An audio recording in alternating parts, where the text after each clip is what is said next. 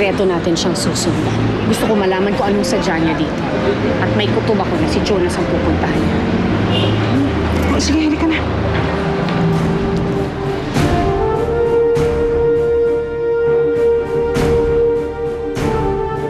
Hanggang kailan ka ba magpapanggap na ikaw ang ama ng dinadala ni Bridget? Akala ko nagkakaintindihan na tayo. Pwes, hindi maliwanag sa akin kung hanggang kailan tong drama niyo ni Jonas. Alam mo kung diskumpiyado kay tanong mo kay Bridget. Yun Do talaga it! ang gagawin ko. Kasi baka ang labas pa nito, kayo pa magkatuluyang dalawa. Kahit katabi kita, hindi ko masasabi na sa akin ka lang.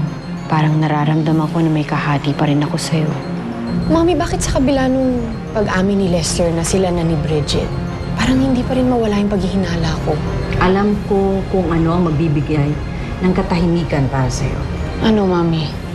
Kapag kinasal si Lester at si Bridget, I think dun ka lang matatahimik.